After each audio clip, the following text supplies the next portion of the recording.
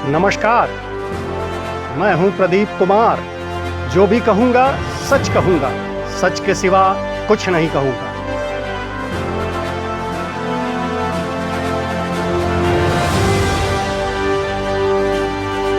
आज हम बात करने वाले हैं अतीक अंसारी से, जो पत्रकार हैं, सामाजिक कार्यकर्ता हैं और बुनकर नेता हैं। इनसे बात हम करेंगे बनारस में चल रही बुनकरों की हड़ताल पर और उनकी मांगों पर। बुनकर परेशान, सरकार अनजान। क्या होगा लाखों बुनकरों का अंजाम? करके खामोश, करोड़ों का कारोबार ठप। कुछ करिए सरकार, नहीं तो हो जाएगा बनारसी साड़ी कारोबार का बंटा धार। नमस्कार, मैं हूं प्रदीप कुमार और आज जो बातचीत करने जा रहा हूं आपसे वो बनारसी साड़ी के बुनकर और उससे जुड़े कारोबार पर। आप सब जानते हैं कि अपने मुल्क में बनारसी साड़ी एक फैशन नहीं बल्कि एक परंपरा है, एक रवायत है। शादियों में इसे सदियों से इसे एक रस्म के रूप में जगह हासिल है। कोई भी भारतीय शादी ऐसी नहीं होती या उसे मुकम्मल नहीं माना जाता जिसमें बनारसी साड़ी न हो। यानी बनारसी साड़ी हमारी परंपरा, हमारी सभ्यता, हमारी संस्कृति का एक अटूट हिस्सा है। एक ऐसा ये रेशमी रिश्ता है जो करघों पर, घरों में बेहद कलाकारी के साथ बुना जाता है। पर क्या है उनका हाल जो ये रेशमी रिश्ते को बुनते हैं? समाज में करघे और बुनकरों की जो स्थिति है वो बेहद दयनीय है, बदहाली के दौर से गुजर रही है। आज बनारस के करघे खामोश हैं। उन इलाकों में सन्नाटा पसरा हुआ है जहां कभी करघों की घर घर और पावर लूम की आवाज से एक अजीब सा संगीत पैदा हुआ करता था। लाखों बुनकर हड़ताल पर हैं। आज बदहाली की चक्की में पिसते इन बुनकरों की क्या है मांग? क्यों हड़ताल पर हैं? किसकी है जवाबदेही? कौन है जिम्मेदार? यह ढेर सारे सवाल जिन पर हम बातचीत करेंगे, लेकिन उससे पहले थोड़ी सी चर्चा आज के हालात पर। मौजूदा हड़ताल और उसके असर पर जब हम नजर डालते हैं तो साफ दिखता है कि बुनकर बिजली के फ्लैट रेट की मांग को लेकर बेमियादी हड़ताल पर हैं। और ये हड़ताल दूसरी बार हो रही है। इसके पहले सितंबर महीने में हो चुकी थी, फिर वो ख़त्म हो गई। कुछ आश्वासन मिला और उस आश्वासन पर बुनकरों ने यकीन किया और हड़ताल ख़त्म हो गई। लेकिन फिर ऐसी कौन सी वजह आ गई जिसके चलते बुनकरों को उसी मांग को लेके फिर से हड़ताल का फैसला लेना पड़ा और आज बनारस के अंदर सारे करघे बंद पड़े हैं।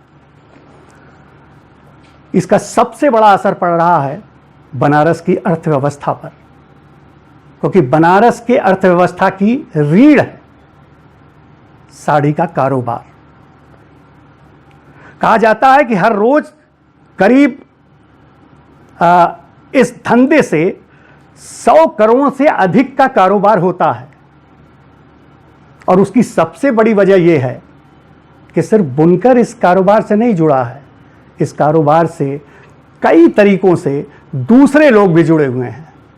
मजदूर भी जुड़े हैं और वो गद्दीदार भी जुड़ा हुआ है जो बाहर के ऑर्डर लेता है और बुनकर से माल खरीदता है। तो एक बहुत बड़ा ताना बाना है और इस ताने बाने के जरिए जो अनुमान है, जो हमने पहले बताया कि 100 करोड़ से अधिक का कारोबार रोजाना होता है, अनुमान लगाया जा रहा है कि अगर ये हड़ताल जारी रही तो अब तक जो 300 करोड़ से अधिक का नुकसान हो चुका है, ये आने वाले दिनों में और बढ़ जाएगा। बुनकरों की मांग है कि जब तक सरकार उन्हें पुरानी व्यवस्था के तहत सस्ते दर पर बिजली नहीं देती, तब तक उनका आंदोलन जारी रहेगा। वो धरने पर हैं, प्रदर्शन कर रहे हैं और अपना कारोबार बंद करके बैठे हुए हैं। लेकिन क्या निकलेगा रास्ता? क्या ये हड़ताल कामयाब होगी? क्या बुनकरों की मांग जायज़ है? बहुत ढेर सारे सवाल हैं और इन्हीं सवालों पर बातचीत के लिए आज हम बात करने वाले हैं अतीक अंसारी से, जो पत्रकार हैं, सामाजिक कार्यकर्ता हैं और बुनकर नेता हैं। इनसे बात हम करेंगे बनारस में चल रही बुनकरों की हड़ताल पर और उनकी मांगों पर। अतीक, आपका स्वागत है कार्यक्रम में। और ये जो हड़ताल चल रही है बुनकरों की, इसकी सबसे प्रमुख मांग है बिजली के दर को लेके। बुनकर कह रहे हैं फ्लैट रेट से ही हम भुगतान करेंगे, जो पहले किया करते थे। तो क्या है ये फ्लैट रेट? क्यों इसको लेके इतना ज़बरदस्त उबाल है बनारस के बुनकरों में, या यूं कहिए कि प्रदेश के बुनकरों में? जी देखिए, पहले तो ये जान लें कि फ्लैट रेट है क्या। सन 2006 में तत्कालीन मुख्यमंत्री मुलायम सिंह जी ने बुनकरों की डिमांड पर उनको सब्सिडी के साथ बिजली देने की योजना शुरू की। उसका मतलब ये था कि आधा हॉर्स पावर, जैसा कि आमतौर पर बनारस में चलता है लूम, एक लूम आधा हॉर्स पावर से चलता है। आधा हॉर्स पावर का एक लूम पर बुनकर को एक महीने का 72 रुपया देना था, और अगर 1 हॉर्स पावर का लूम है तो उसको 144 रुपये देना पड़ता था, जिसमें 60 रुपया बिजली का और प्लस सरचार्ज वगैरह जोड़ के 72, और वैसे ही 130 रुपया बिजली का प्लस सरचार्ज वगैरह जोड़ के 144 रुपया। तो 72 रुपये या 144 रुपये में जो लूम एक महीना चलाता था बुनकर, उसमें ये सरकार मौजूदा 2019 में ये उन्होंने उस आदेश को निरस्त कर दिया, और जो नया प्रस्ताव लाई और जो नई योजना लागू की बुनकरों पे, उसके हिसाब से जो लूम एक लूम एक महीना में 72 रुपया जिसको देना पड़ता था, उस 72 की जगह उसको लगभग 2500 रुपये देना पड़ेगा। बुनकर जाहिर सी बात है कि उसके वजूद का ख़तरा पैदा हो गया, वो उसको दे नहीं सकता। इसलिए कि 14 साल तक जो बुनकर अपने कपड़े की लागत में बिजली की लागत को जोड़ना भूल गया था, एक लूम पे 72 रुपया देना है तो उस 72 रुपये को वो क्या जोड़े, कोई मतलब नहीं था उसका। तो एक तरीके से बिजली उसमें ज़ीरो थी। अब उसको अचानक 2500 रुपया, तो 2 सवाल पैदा हो गया। 2500 रुपया एक लूम, अगर 4 लूम है तो उसको 6000 रुपया, 10,000 रुपया उसको देना पड़ेगा, मतलब हर महीने उसकी जेब में होना चाहिए, जो नहीं है। और प्लस अब जो उसकी लागत बढ़ेगी उसके प्रोडक्ट की, तो इसकी जो प्रतिस्पर्धा इस उद्योग की, बनारस के साड़ी उद्योग की जो सूरत वगैरह से है, उनका माल सस्ता पड़ता है। हर कुछ दिन के बाद वो हमारे प्रोडक्ट को कॉपी करके मार्केट में ला के दे देते हैं। तो जब सस्ता हमारा पड़ता था तो उनसे हम प्रतिस्पर्धा में पीछे रह जाते थे, और अब हमारे जो माल की लागत बढ़ेगी, हम बेचेंगे कहाँ? हर बुनकर 4 लूम पे 10,000 रुपया हर महीना लाएगा कहाँ से? ये एक सवाल था। अब उसमें सरकार से बातचीत करना लोगों ने शुरू किया। तो बीच में कुछ हमारे रहनुमा, हमारे प्रतिनिधि, जिसमें एक भाजपा के अशोक धवन जी हैं, उनके साथ जाके लोग मिले। यहीं मुख्यमंत्री जी से मुलाकात हुई और उनसे हम लोगों ने गुहार लगाई कि हम लोग नहीं दे पाएंगे इतना। तो मुख्यमंत्री जी ने कहा कि 1000 करोड़ रुपया तो सरकार नहीं दे सकती बुनकरों को। तो हम लोगों का कान खड़ा हुआ कि 1000 करोड़ मतलब नहीं समझ में आया। बाद में जब उसकी गहराई में हम लोग गए तो ये पता लगा कि सन 2006 में सरकार ने 150 करोड़ रुपया बुनकरों के लिए सब्सिडी के नाम पर देना शुरू किया था। अब वो बढ़ के हो गया 950 करोड़। ये बढ़ा क्यों? हाँ, इसके कई कारण हैं। इसमें सबसे बड़ा घोटाला तो बिजली विभाग का है, और कुछ छोटी सी गलतियाँ बुनकर साइड से भी है। तो जो जितना छोटा है उसने उतनी छोटी गलती की है, और जो जितना बड़ा है उसने उतनी बड़ी गलती कही है या चोरी कही है। किसी ने हीटर जलाया तो छोटा बुनकर है, उसने पावर लूम के कनेक्शन से हीटर भी जला लिया, और बड़े हैं तो उन्होंने एसी चला लिया। ये सच्चाई है, इसको इनकार करने से हम इनकार नहीं कर सकते। लेकिन इसके चलते कि 1000 करोड़ नहीं हुआ, इसमें सबसे बड़ा कमाल और घोटाले का ये विभाग ने, बिजली विभाग ने दिखाया।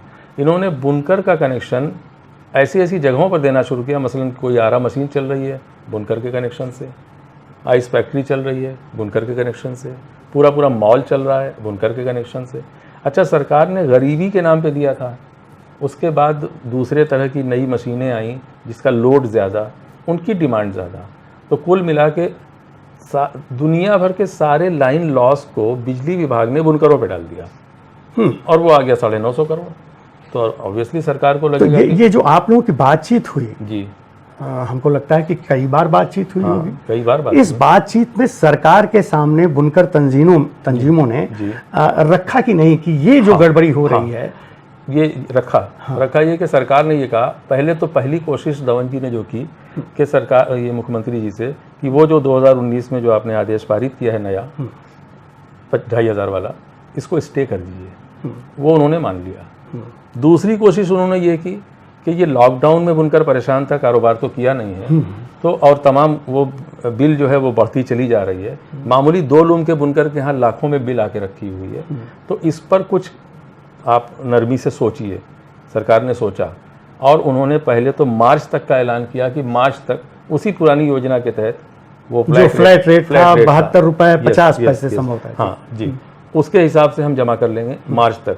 इन्होंने फिर प्रयास किया दमन जी ने, तो इसको 31 जुलाई तक के लिए सरकार ने मान लिया। 31 जुलाई 2020 तक पुराने रेट से जमा करने के लिए मान लिया। कुछ लोगों ने उसमें बीच में भ्रम पैदा कर दिया, बुनकरों को विश्वास नहीं हो रहा था। हम लोग उसकी चिंता नहीं कर रहे थे कि कल को जमा होना शुरू हो जाएगा, सारा भ्रम टूट जाएगा। इस बीच हम लोगों का प्रयास, सरकार ने कहा कि आप प्रस्ताव बना के दीजिए। हम लोगों ने प्रस्ताव बनाया, अभी सरकार को देने की नौबत नहीं आई। प्रस्ताव जो हमने बनाया वो ये था कि जो 950 करोड़ रुपए का बोझ अब सरकार के ऊपर है, वो घट के 400 करोड़ तक आ जाए। उसको घटाने की सूरत ये कि सरकार, हम लोग जो है, जो 72 रुपया दे रहे थे, हम उसको एक लूम पर 72 की जगह 400-500 तक देने के लिए तैयार हो गए।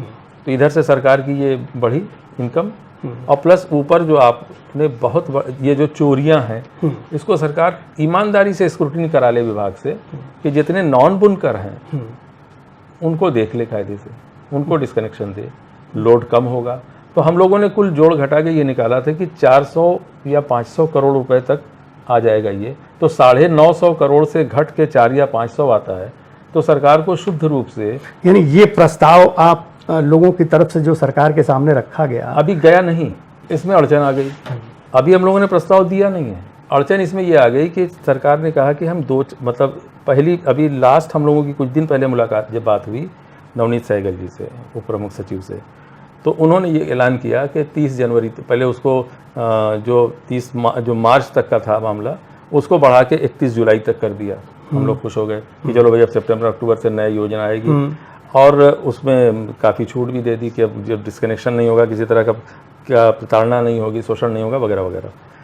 और आप लोग प्रस्ताव बना के लाइए, फिर उस पर नए सिरे से विचार होगा। हम लोग अभी आए, प्रस्ताव बनाने की अभी नौबत भी नहीं आई कि इस बीच में कुछ लोगों को ये लगा कि सरकार का भरोसा नहीं है, और उन्होंने हड़ताल पे डाल दिया बुनकरों को। वर्चुअली एक बड़ा तबका है जो हड़ताल से सहमत नहीं। सहमत न होने के पीछे कारण, अभी ये लॉकडाउन की परेशानियों से उभरा, उस वक्त तो वो रिलीफ में मिले हुए फूड पैकेट से अपने घरों में चूल्हा जला रहा था, और अब थोड़ा सा बाजार में हिलने डुलने की स्थिति आई, सामने त्यौहार आया। कहा जा रहा है कि इधर बीच कई 100 करोड़ का ऑर्डर आया है। हाँ, कई 100 फेस्टिवल सीजन में कई 100 करोड़, 200-300 करोड़ का ऑर्डर जो है वो इस हड़ताल के चलते ठप हो गया, इसलिए प्रोडक्शन रुक गया। चौक से तमाम बड़े गद्दीदार वगैरह, इनका फ़ोन आता था कि अरे भाई आप लोग बड़े गलत वक्त पे हड़ताल कर रहे हो, नहीं करनी चाहिए। हम लोग भी जो लाइक माइंडेड एक ग्रुप ऐसा है जो हड़ताल के फेवर में नहीं था, हम लोग बातचीत के फेवर में थे कि हम लोग बातचीत करेंगे, सरकार को कन्विंस करेंगे कि ये कैसे मुमकिन है कि एक बुनकर जो 200, 300, 400 रुपये रोज़ की मजदूरी करता है, वो अब महीने के आखिर में 10,000 रुपये वो कहाँ से ला के जमा करेगा? बिजली का बिल कहाँ से वो जमा करेगा? तो हम लोग बहुत मतलब एक तरीके से आशान्वित थे कि जब हम अपनी बातों को असरदार पुरअसर तरीके से सरकार के सामने रखेंगे, बुनकरों की सही वस्तुस्थिति, उसके हालात से वाकिफ़ कराएंगे, तो सरकार कितनी भी किसी भी मिजाज की हो वो मानेगी, सुनेगी। और फिर इसके सिवा और कोई इससे बेहतर रास्ता हम लोगों को समझ में नहीं आ रहा था कि हड़ताल पर जाने से बजाय पहले हम लोग जितना हो सके बात करें। हड़ताल पर गए और अब बहुत बुरा हाल है, अंधेरा दिख रहा है, समझ में नहीं आ रहा है जाएं कहाँ। हम लोगों का नए सिरे से प्रयास है कि हम बुनकरों को कन्विंस करें कि आप बात, जब आप पिछली मरतबा मुलाकात में नवनीत सहगल ने कई बार ये बात कही थी, उस वक्त हड़ताल कंटिन्यूड थी सितंबर वाली, तो उन्होंने कहा था पहले हड़ताल वापस कर लीजिए फिर बात करेंगे। तो यहाँ जो हड़ताल के पक्षधर थे, जो हिमायती थे, उन लोगों ने आवाम को ये समझाया कि नहीं सरकार धोखा दे रही है, बात नहीं करेगी। एक चीज़ सामने आ गई कि सरकार ने जो 31 जुलाई तक का कहा था उसको किया, और उस समय भी कहा था कि हड़ताल वापस करके आओ तो बात करेंगे। खैर उनके वादे पर हड़ताल वापस ली गई। जब उनके वादे पर हड़ताल वापस ली गई और फिर सरकार ने वादा किया कि आओ बात करते हैं, इस पर विश्वास क्यों नहीं किया जा रहा? इसलिए कि वो आदेश आ गया कि आप पुराने फ्लैट रेट से 31 जुलाई तक का बिल आप जमा कर लो, ये आदेश आ गया। तो सरकार ने वादा खिलाफी तो की नहीं है। अब हम आगे उम्मीद लगा के ही तो रख सकते हैं। नहीं तो क्या लगता है आपको कि ये जो भरोसे का संकट है जी, क्या वजह हो सकती है इसकी? देखिए, जो भरोसे का संकट है इसके कई कारण हैं, लेकिन फिलहाल उनमें से कोई कारण यहाँ लागू नहीं होता। जब सरकार ने कहा कि हम 31 जुलाई तक आपको फ्लैट रेट पर हम इजाज़त दे देंगे और दे दिया, तो भरोसा न करने के पीछे कारण क्या है? अब बाकी बहुत सारी चीज़ें हैं जिसका एक लफ्ज़ है राजनीति, उससे आप भी बखूबी वाकिफ़ हैं। तो बहुत सारे लोगों का इंटरेस्ट, पॉलिटिकल इंटरेस्ट इन्वॉल्व हो जाता है। तो ये जो हड़ताल चल रही है इस समय, करघे बंद है, इसमें सभी बुनकर शामिल हैं? देखिए, सभी बुनकर से मुराद ये है कि यहाँ पे बनारस में, जिसको हम लोग अपने लिए बहुत अच्छी चीज़ मानते थे कि बुनकर बिरादराना तंजीमें हैं, हम लोग किसी समस्या को लेके जाते थे, तंजीम के सरबराह जिनको सरदार साहिबान कहते हैं, हम लोग सरदार साहिबान से जा कर के गुहार लगाते थे, उनको समस्या की भयावहता समझाते थे, वो कन्विंस हो जाते थे, उसके बाद उनकी चुटकी का इशारा होता था और बंद हो जाते थे। तो हम लोगों को बंद कराने में बहुत मशक्क़त गली गली घूम के नहीं करनी पड़ती थी, सिर्फ तंजीमों को समझाना पड़ता था। और मोटी मोटा 6, 7, 8 तंजीमें हैं शहर में। 8 तंजीमों को अगर कवर करें तो चित्तनपुरा से लेके और कोटवा तक मतलब पूरा ज़िला कवर हो जाता था। तो इन तंजीमों की बड़ी उपयोगिता थी। इसमें थोड़ा सा चूक हो गई, तंजीमों ने हड़ताल में जाने में थोड़ी सी जल्दबाजी कर ली और अनाउंस तो कर दिया। तो अब बनारस में बंदी का ये होता है कि अगर हमारे सरदार साहिबान बंदी का ऐलान कर देते हैं तो फिर वो मुकम्मल बंदी होती है। तो यहाँ मुकम्मल बंदी चल रही है, लेकिन जहाँ ये तंजीमों का सिस्टम नहीं है वहाँ आंशिक बंदी है, मिला जुला असर है। मऊ में बंदी नहीं है, मुबारकपुर में बंदी नहीं है, खैराबाद में बंदी नहीं है। बनारस में इन तंजीमों का वजूद है, इसलिए पूरा असर है, लेकिन आसपास के जिलों में पूर्वांचल के मिला जुला असर है। एक बड़ा सवाल और खड़ा होता है कि क्या इस आंदोलन को, ये जो हड़ताल है, इस हड़ताल को जो बनारस में साड़ी के जो कारोबारी हैं, बुनकर नहीं कारोबारी हैं, जिनको कारोबार की भाषा में गद्दीदार कहा जाता है, महाजन कहा जाता है, वो शामिल है या नहीं? उनका समर्थन है या नहीं? नहीं, उन्होंने अभी ज़बानी समर्थन दिया। तरीका ये है कि एक संगठन आह्वान करता है तो समर्थन के लिए दूसरे संगठन के पास जाता है। उसके समर्थन की 2 शक्लें होती हैं। वो ये कहता है कि मैं आपके समर्थन में हूँ, आपकी बातों का मैं कायल हूँ, लेकिन आपके साथ अपने कारोबार को बंद करके प्रैक्टिकली मैं कूद पड़ूँ, ये दूसरा फैसला होता है। तो ये दूसरा वाला फैसला अभी किसी संगठन ने नहीं लिया है। यानी आपके कहने के मुताबिक एक तबका ऐसा है बुनकरों का जिसने जल्दीबाजी में ये फैसला ले लिया, ऐसा मानता है। हाँ, एक तबका है जिसने फैसला ले लिया कि हमको मुर्री बंद करना, हड़ताल को जो यहाँ की भाषा है उसमें मुर्री बंद कहा जाता है। तो एक तबका है जिसने मुर्री बंद का फैसला ले लिया। वो तबका, उस तबके के बीच क्या ये जो प्रपोजल आप बता रहे हैं बेहतर है कि सरकार का भी ज़्यादा नुकसान ना हो और बुनकर का भी ना नुकसान हो? हाँ, थोड़ा तुम सहो थोड़ा हम हम सहें, सहें, हाँ। बीच का रास्ता निकले। अब हमें 2 को मनाना था। तो क्या ये चर्चा उनके बीच हो रही है, बात हो रही है या नहीं हो रही है? हड़ताल हुए अभी चौथा आज 5वां दिन है। जी जी। इस 5वें दिन में हम लोग जो हड़ताल के समर्थन में उसके पक्ष में नहीं थे, हड़ताल की हिमायती नहीं थे, वो तबका वाच कर रहा था कि देखें होता क्या है। तो हमने ये देखा 2 चीज़ें कि सरकार अभी दूसरे चीज़ों में शायद उलझी है, बहुत सारे मसले होते हैं। मतलब होता ये था कि जब हम बंद करते थे तो सरकार की तरफ से बुलावा आता था कि अरे भाई क्यों आप लोग आइए बात करते हैं, तो रास्ता खुलता था। हम लोग अभी सिर्फ वाच कर रहे थे कि देखें बुलावा आता है कि नहीं, और ये बुनकर कितना स्टैंड ले पाता है हड़ताल पे, ये बुनकर कितना लंबा सफ़र तय कर पाता है। तो अभी चूंकि मैंने जैसे आपको पहले बताया कि अभी ये लॉकडाउन की मार से उभरा है, और अब जाके अब स्थिति ये आई है कि उसको रिलीफ मांगनी नहीं पड़ रही है। 100, 200, 300, 400 रुपया रोज़ की कमाई के साधन शुरू हो गए, लूम कुछ हिलना डुलना शुरू हो गया, और उसके बाद ये हड़ताल आ गई। तो जो कसमसाहट और जो बेचैनी और जो परेशानी हम देख रहे हैं, उससे ये लगा कि हम अपने सरदार साहिबान को भी अब राज़ी कर लेंगे कि वो पुनर्विचार करें, फिर से सोचें, और सरकार से बातचीत के ज़रिए इस मसले का। क्या कोई सरकार की तरफ से भी संकेत मिल रहा है बातचीत का, या अभी सरकार बस जो पहले का उनका आदेश है कि साहब जुलाई तक फ्लैट रेट और उसके बाद फिर नया रेट? नया संवाद की कोशिश ही नहीं हुई तो इशारा कहाँ से मिलेगा? हड़ताल पे आप चले गए और सरकार से संपर्क करने की। आपको नहीं लगता कि इतना बड़ा कारोबार है जी, सरकार की भी जिम्मेदारी बहुत बनती है? सरकार को ही पहल करना चाहिए, वहाँ उस स्तर से कोई पहल नहीं है। हाँ, वजह ये हुई ना, देखिए ये बात आपकी एकदम सही है, मैं इससे पूरी तरह सहमत हूँ कि सरकार को इतना संवेदनशील होना चाहिए कि जहाँ लाखों लाख बुनकर और बहुत ही गरीब और वो किसी मजबूरी के तहत हड़ताल पे चले गए, तो उसको भी पूछना चाहिए। अभी पूछा नहीं, लेकिन न पूछने के पीछे मुझे लगता है कि एक कारण ये भी है कि आपकी 2 मांगें थी, एक हमने मान ली और दूसरी के इंतज़ार में है कि आप प्रस्ताव दें। आप प्रस्ताव नहीं दिए और आप हड़ताल पे चले गए, तो वो एक तरीके से संवादहीनता, कम्युनिकेशन गैप की स्थिति बन गई। अभी कोई नुमाइंदा तबका सरकार से मिलने का प्रयास अभी नहीं किया है। हम लोग अपने तौर पे इस मानसिकता के हैं, इस ख्याल के हैं कि हम पहले अपने सरदार साहिबान को भी कन्विंस कर लें कि आप हड़ताल के दौरान हम सरकार से बात करें तो शायद बात ना बन पाए, आसानी से ना बन पाए, या तो हड़ताल उस स्तर की हो कि सरकार एकदम से मजबूर हो जाए। और क्या लगता है आपको कुछ ऐसी गतिरोध की स्थिति है कि ना उधर से बात ना इधर से बात? हम मायूस नहीं हैं अभी भी, हम पूरी तरह आशान्वित हैं कि अगर हमें ये बात करने का मौका देते हैं तो हम फिर अपने रहनुमा को खड़ा करें कि आप बात करो। हम इस वक्त किसी हड़ताल, आपके पास एतराज़ की कोई गुंजाइश नहीं, हम हड़ताल पे नहीं हैं, आप बात करो और फिर हमारी बातों को या तो कहो कि गलत है, हमें कन्विंस करो, या हमारी बात मान लो, या मान लो या मनवा लो, ये हम कहेंगे। अब हमारी पहली कोशिश है कि हम सरदार साहिबान को ये कन्विंस करें, और बहुत हद तक हमें उम्मीद है कि चंद रोज़ के अंदर इस पे बड़ा फैसला ये होगा। या तो सरदार साहिबान हमें कन्विंस कर ले कि नहीं हड़ताल पे हम बरकरार रहेंगे और सरकार को मजबूर करेंगे कि वो माने, या हमें आश्वस्त कर दें, और या फिर हमारी मान लें कि नहीं हल बातचीत से होना ज़्यादा आसान लगता है, ज़्यादा मुनासिब है, तो बातचीत का माहौल पैदा करने में आप हमारी मदद करें, हड़ताल को कॉल बैक करें। हम इस व्यू के हैं। चलिए इस पर और बातचीत करेंगे, लेकिन इस बीच एक जानकारी जरूर आपसे चाहते हैं, और जो लोग हम लोगों को देख रहे हैं वो भी शायद जानना चाहते हैं। जी।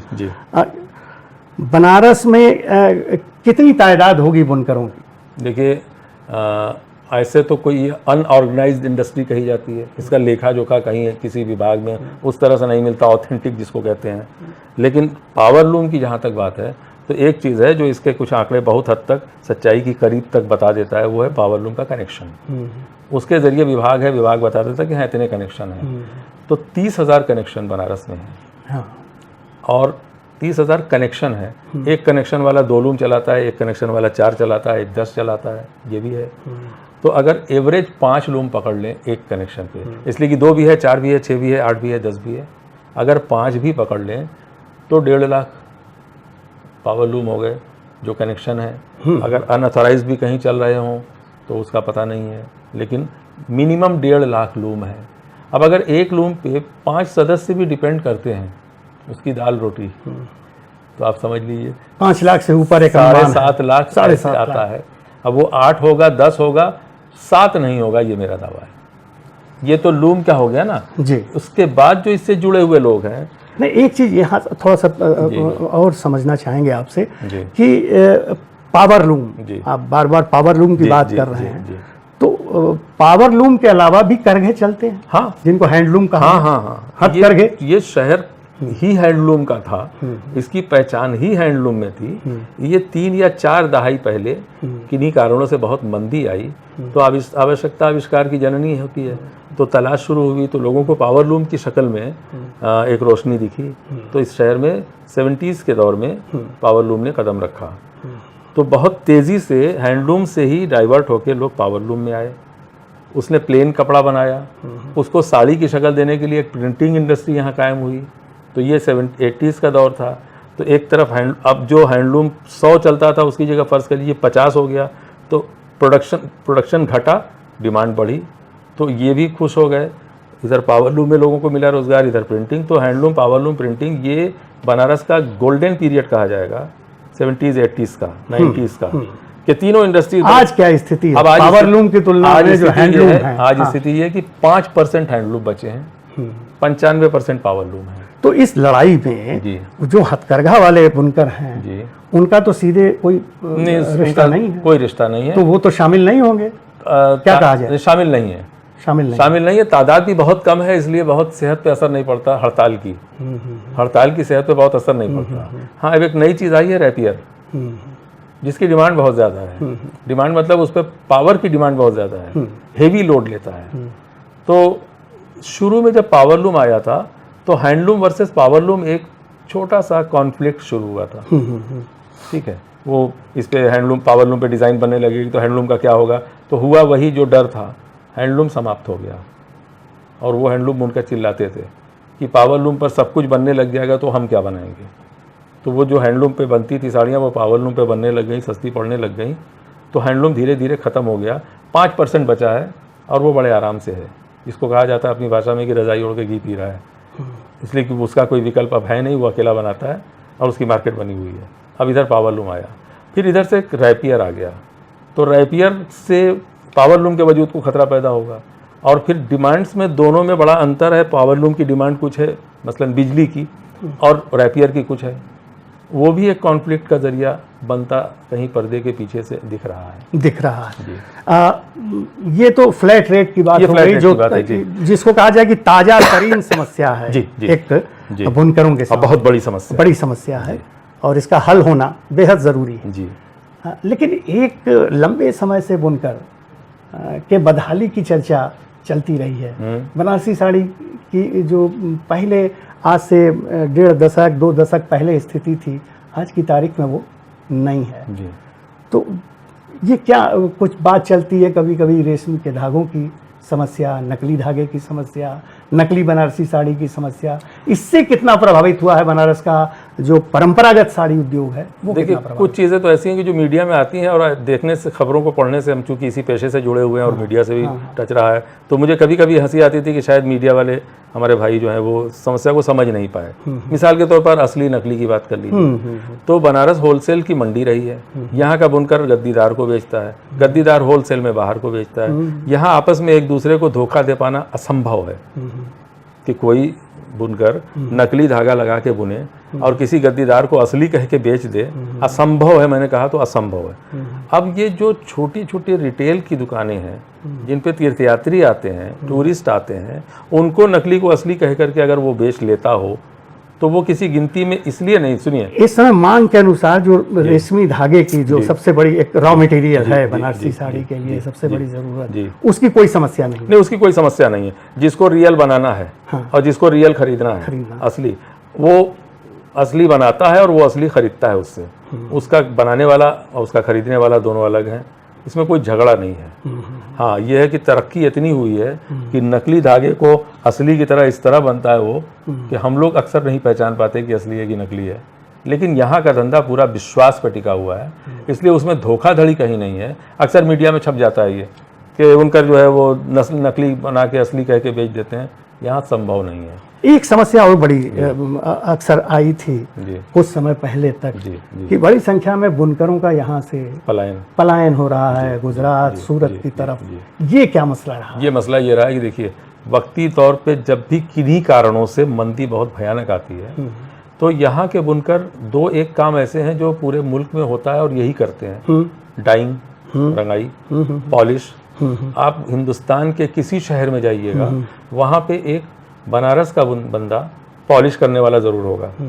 तो इनकी बड़ी संख्या बेंगलोर में है, सूरत में है, यहाँ के लोगों। तो जब यहाँ बहुत परेशानी आती है और वो शाम को अपने घर, उसका कोई परिवार का सदस्य या उसको करीबी रिश्तेदार जो सूरत में रह रहा है या बेंगलोर में रह रहा है, उसको फ़ोन से बात होती है, क्या यार क्या हाल है, यार यहाँ तो बड़ा बुरा हाल है। वो वहाँ से कहता है यहाँ बहुत आराम है, बहुत अच्छा है। तो वो यहाँ से पूरा परिवार लपेटता है, काम धंधा बंद करता है, लपेट सपेट के सब परिवार। अब वो पलायन रुका है कि नहीं? पलायन इस समय रुका हुआ है, इस समय रुका हुआ है, इस भयावह स्थिति के बावजूद रुका हुआ है। हाँ, बावजूद इसलिए रुका हुआ है कि यहाँ उस तरह की परिस्थिति नहीं उसको यहाँ से छोड़ के जाना पड़े।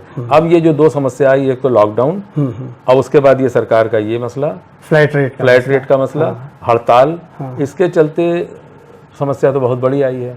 और इतनी बड़ी समस्या में तो बुनकर इन ब्लॉक सामूहिक रूप से पलायन करता था। अभी क्या वजह है कि अक्सर ये शिकायत सरकारों से होती रही है जी, और ये हाल की सरकार से नहीं जी, पिछली सरकारों से भी, तमाम सरकारों से, कि सरकार बुनकरों के बारे में सही नीति नहीं बना रही है, सही योजना नहीं बना रही है। ये क्या मसला है? जैसे एक दो चीजें आती हैं कि साहब बुनकरों के लिए मार्केट और डिपो बनाए जाने की बड़ी योजना घोषणाएं हुई, क्या है उनकी जमीन पर हकीकत? देखिए, ऐसा है कि ये अभी से नहीं, आज़ादी के बाद से अब तक, जब से मैंने होश संभाला उसके बाद से अब तक हमने बराबर ये देखते आए कि सरकार के आंकड़े में जब सालाना बजट आवे तो इतना 1000 करोड़ रुपया बुनकरों के नाम पर हमने अवमुक्त किया, ये सूचना आती थी।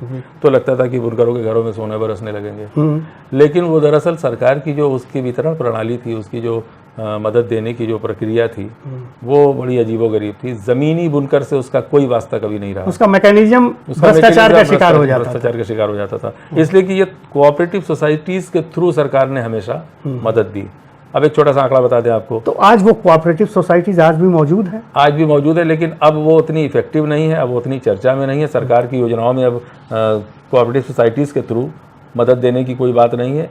सरकार ने ये जो हमेशा सरकार के ऊपर आरोप लगा और बुनकर चिल्लाता रहा कि कोई मदद नहीं, ये सच्चाई है कि बनारस का बुनकर अपनी टूटी फूटी पूंजी, अपनी मेहनत और अपनी बेमिसाल कला के बल पे उस उद्योग को चला रहा है। और कह सकता हूँ दावे से कि इसमें सरकार की कोई मदद कभी शामिल नहीं रही है। और सरकार ने जो मदद के नाम पर घोषणाएं की, योजनाएं बनाई, और ये बुनकर केंद्र खोल रहे हैं और ये मार्केटिंग सेंटर खोल रहे हैं, फला खोल रहे हैं, ज़मीनी स्तर पे कुछ गिने चुने बुनकरों को जो सरकारी योजनाओं को लेने की क्षमता रखते हैं, जानकारी रखते हैं, उनको वो लाभान्वित हो गए। आम बुनकर जो दिन भर साड़ी बुनता है और लेके गट्ठर अपना चौक में जाता है और बेचता है, उसका उससे कभी उन योजनाओं से कोई वास्ता नहीं रहा कभी। तो ये जो तंजीमें हैं, ये उन बुनकरों को प्रशिक्षित क्यों नहीं करती उन योजनाओं को लेके? उनको जागरूक क्यों नहीं बनाती हैं? अब सरदार साहिबान को हम लोग कभी जल्दी कुछ कहते नहीं है, सच्चाई है कि उनकी जिम्मेदारी तो बनती है। अच्छा, एक जो अभी हाल में बनारस के लालपुर में ट्रेड फैसिलिटी सेंटर करोड़ों रुपए से बनाया गया और केंद्र सरकार का ये रहा कि इससे बड़ी मदद मिलेगी। क्या लगता है कि बनारस के साड़ी उद्योग को उससे मदद मिली है? कुछ देखिए, उसकी जो स्टार्टिंग हो, जिसमें खुद स्वयं हमारे माननीय प्रधानमंत्री जी बशरीर आए थे वहाँ पे, उसका है अभी हम सिर्फ आपको बता दें सीन। और उसके बाद तब से लेकर अब तक तो वहाँ सन्नाटा ही है। उसमें तमाम बड़े यहाँ के गद्दीदारों को वहाँ पे दुकान आवंटित की गई थी कि आप यहाँ दुकान खोलिए। और यहाँ पे बड़े बड़े, मतलब वो उस समय कौन सा कार्यक्रम चला था ना, बहुत सारे टूरिस्ट आए थे यहाँ बनारस में, तो बड़ी उम्मीद के साथ प्रवासी भारतीयों का जो यहाँ पे हुआ था कार्यक्रम, तो वहाँ का सीन ये था कि आप इस बात को पूछ के इसकी तस्दीक कर सकते हैं कि टूरिस्ट ऐसे सामने से गुजरता था, एक भी टूरिस्ट किसी भी दुकान में टर्नअप नहीं हुआ था। और मुझे लगता है कि शायद 90% दुकानदारों की बोहनी तक उसमें नहीं हुई थी। अब क्या खामी रह गई थी पता नहीं। और उसके बाद तो फिर वहाँ सन्नाटा है। तो योजनाएं सिर्फ कागज़ पे आती हैं, अखबारों में आती हैं, मीडिया के ज़रिए सुनते हैं हम लोग, लेकिन बनारस के साड़ी उद्योग को, एक आम बुनकर को उससे कोई लाभ नहीं पहुँचा। ये सच्चाई है। खामी कहाँ है ये अब सरकार को बताने की और लोगों को जानने की ज़रूरत है। आम बुनकर वो अपने करघे में जाता है, शाम तक बुनाई करता है, उसको नहीं पता है, उसके नुमाइंदों को होश नहीं है। तो ये जो समस्याएं हैं बुनकरों की जी और बुनकरों की जो तंजीमें हैं, जी उनको एक जैसे टोटलिटी में जी पूरा व्यापक तरीके से क्या सामने सरकार के नहीं रखती हैं? तंजीमें जब भी सरकार से कुछ करवाती हैं तो उसके लिए कोई राजनीतिक नेतृत्व ही पकड़ती हैं। और मामला अंत में राजनीतिक टकराव में आके फंस जाता है राजनीति का शिकार हो और गया। राजनीतिक जो आश्वासन है वो लेके बुनकर राजनीति की परिभाषा चले बताने आते की हैं। जरूरत नहीं। लेकिन ये जो प्रस्ताव है, क्या लगता है आपको, जो आप प्रस्ताव आप बिजली कुछ वाला? लोग बनाने जा रहे बिजली हैं, वाला? फ्लैट जी, रेट जी, का जी, प्रस्ताव, जी, जी। तो वो प्रस्ताव अभी बनने की प्रक्रिया में या एक शक्ल ले चुका है? एक जिस माइंड पर आप बात करेंगे आप लोग, उसके लिए माइंड तो है, माइंड सेट है, माइंड सेट है। उसको सिर्फ कागज पे उतारना उतारना और दे देना है। मानना ना मानना सरकार का काम है, एक- बनवा भी लेना है। प्रिंस मैंने सैद्धांतिक रूप से उसमें क्या बात रहेगी, क्या सबसे देखिए, अब आपको हम खुल के बता दें। हाँ। एक मशीन हमारे यहाँ जो आधा हॉर्स पावर की चलती है, मतलब 1 kV 1 किलोवाट का कनेक्शन अगर हमको मिलता है तो उससे 2 लूम चलेगा। ठीक, पूरे सूबे में 90,000 कनेक्शन है, उसमें 84,000 कनेक्शन 1 kV से लेके 5 kV तक के हैं।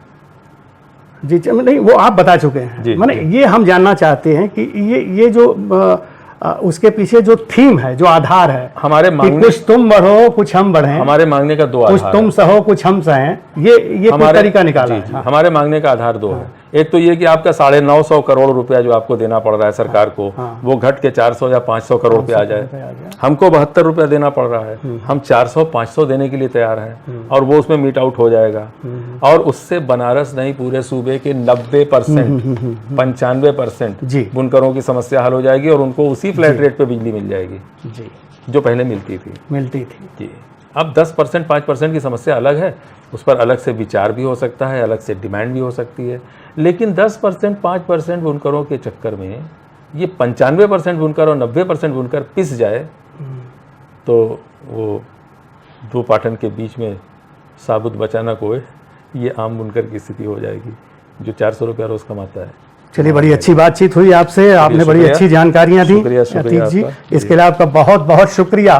तो आपने सुनी हमारे मेहमान अतीक अंसारी की बातचीत, और इससे साफ जाहिर हो रहा है कि बनारस के बुनकर भी इस बात पर गौर कर रहे हैं कि आखिर मसले का हल कैसे निकले। हड़ताल चल रही है, कब तक चलेगी और कहाँ तक चलेगी, ये सोचने वाली बात है। लेकिन एक तबका है बुनकरों का जो इस समस्या को समझते हुए इसके हल की तरफ कोशिश कर रहा है, पहल कर रहा है, और उस पहल का जो सबसे बड़ा आधार है, सबसे बड़ी बुनियाद है कि सरकार का भी ज़्यादा घाटा ना हो और बुनकरों को भी ज़्यादा मार न पड़े। 72 रुपये 50 पैसे के फ्लैट रेट से बढ़ के सीधे 2,500 रुपये आ जाए, इसमें तो बुनकरों की कमर टूट जाएगी।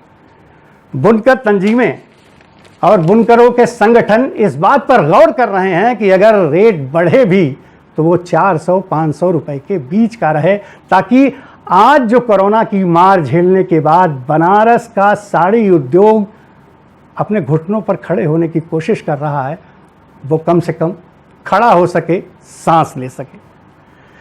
तो ये हाल है बनारस के बुनकरों का और यहाँ के साड़ी कारोबार का। वो कारोबार जो न सिर्फ बनारस की पहचान है, बल्कि बनारस समेत पूर्वांचल की अर्थव्यवस्था की रीढ़ की हड्डी भी है।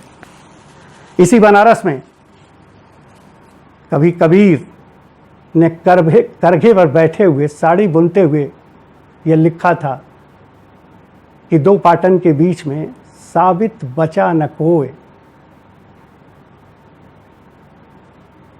ये चक्की, ये 2 पाटन की जो चक्की है, यानी आर्थिक मंदी की मार और सरकारी फैसलों की मार, इन दोनों के बीच बुनकर पिस रहा है।